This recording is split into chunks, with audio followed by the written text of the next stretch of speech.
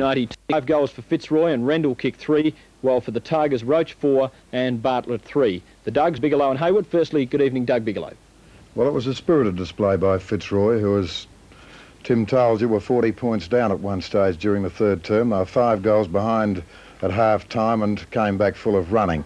They never gave it away. I thought that their brains trust did a very good job, particularly the placing of McCarthy at centre half-back. He was ably assisted by Big Alexander. They were able to thwart the match-winning play of Cloak. I thought the only bloomer that they did make was leaving young Manane on Bartlett for too long, because Manane, playing in a strange position, I thought was all at sea, and Bartlett really chopped him up in the first half. But when Brian Brown came on in the second half of the game, it was a different story altogether. Very good stuff indeed by the little guy. In fact, the defence of Fitzroy was absolutely superb. Hansen did a reasonable job. He got great support from Taylor in the pocket, and across the centre, this was the highlight, I thought, of a match which had pretty of low lights. I liked the game of Laurie, who had a wonderful tussle with Brian Wood. They were excellent players for their size, but Laurie's spirit, I thought he was an example setter, plus the placing in the centre of Conlon, who hadn't done too well at all early in the piece. He got right on top of Rains, and I thought McConnell was a steady player from right throughout. Serafini did an excellent job when Fitzroy really wanted him, and they were able to go right on with it. And the win by Fitzroy, all the more meritorious because Wilson left the ground with a head injury just before half-time.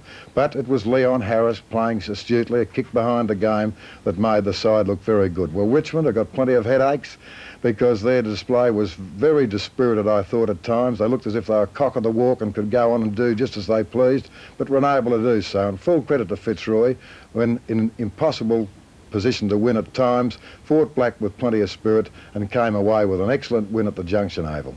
The Lions are back in the 5. Doug Heywood, can they stay there? Well, I thought today was one of their finest hours, Tim, if I can quote a gentleman named Winston Churchill. They were really magnificent. 40 points down the 7-minute mark in the third term against the reigning premiers of last year. They were absolutely superb. I thought Lewis, a new player from University Blacks, or one-year player, had a tremendous influence in the game. Fitzroy playing most peculiar technique. At centre bounce, centre half forward Lewis would go into contest against Mark Lee, and Mark Lee incidentally was taken off the ground the last quarter. And then there'd be no centre half forward, so Jimmy Jess was roaming unattended, and yet Alexander went out and stood beside Bernie McCarthy, who was Cloak's normal opponent, and put him out of the game 2-1. So it worked, so it's pretty good. But Quinlan, I thought, today was one of the superstars. There's no doubt about this player. He is absolutely thrilling. Everything he does is a sheer delight. No, kick only covers 20 metres into the breeze. Here comes Lewis. Lee paddles away. Laurie, number 3. Gets it through the pack to Conlon. Right foot snap to the goal square. Quinlan. Oh, what a good mark. Great mark by Bernie Quinlan, beating the spoil of Terry Smith, running in the same direction as the ball. Quinlan propped and copped and held it just long enough.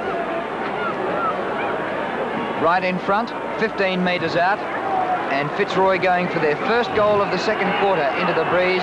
Quinlan's 9th kick, stabs it through for a goal. Well, I think there's no doubt at this stage of the year, talking to the Fitzroy camp afterwards, Quinlan would be leading in their best and fairest vote. He's really, I think in about his 13th season, it's quite amazing. He just looks ageless. He's such a great player. Richmond got a lot of troubles. Rains was dominant for a half, and then, as Doug said, Conlon came into the centre, and he's a luxury you can't afford in the half-forward flank, is Conlon, and he did very well against Rains. Lee's been put out of the game. I heard one Fitzroy player say, we didn't worry about chasing him. This is after the game. We didn't worry about chasing him because he won't mark anyhow, and really this is true. He only took 1 mark for the match. He missed many, many easy ones. The man who did mark well was Michael Roach. He took 9 thrilling marks, but unfortunately he didn't have the right boot on. Oh, he just kicked it up and down in the one spot almost. Roach! Oh, what a mark by Michael Roach. His 3rd mark in the opening 6 minutes of the third quarter, and he's absolutely killing Hansen in the air. I thought that Emmett Dunn did an excellent job for Richmond in defence. He was pretty consistent right throughout, and he had a difficult opponent in Rendell. He did very well indeed. Wood, as I mentioned, played exceptionally well, but I think it must have been quite heartening for Richmond to see Jim Jess return to something like the better form that we know from him. Well, I did tell you about Wilson leaving the ground just before half-time. It certainly threw a lot onto the broad shoulders of Leon Harris to carry the bulk of the roving division. He did it very well indeed. Rendell and Lee, behind is Lewis, could have taken it with him.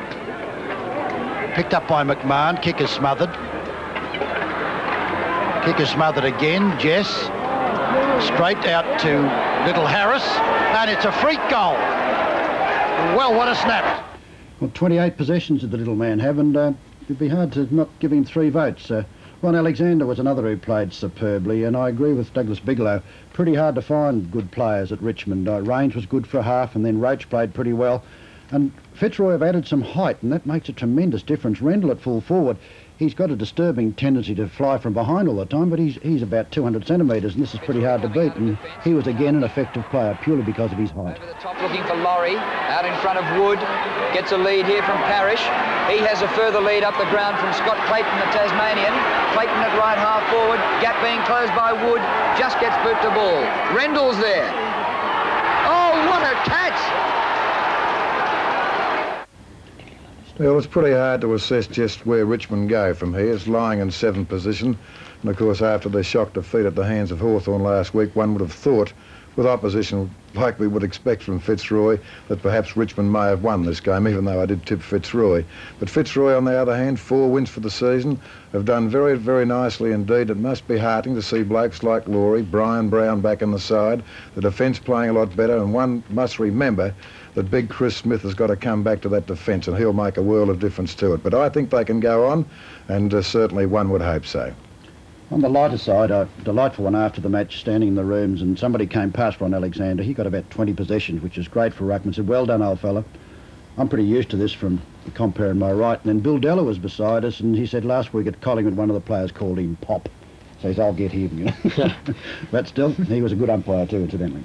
Robert Walls, Doug, was one of the unsung new additions to the coaching ranks this year, but it seems to be working pretty well at the Well, moment. it's worked superbly. I thought that move that I tried to explain earlier probably wasn't a good one. He told me that he's done it all the year, and as we both agree, Douglas and myself, that the moving of Conlon under range was very important. I thought he's a little slow in moving Brown onto Bartlett, but that worked effectively too, and he's got tremendous support from the club. He's a very quiet, self-effacing man who's had a wonderful league career himself, of course, which is a great help, as you'd know, Carlton Knight.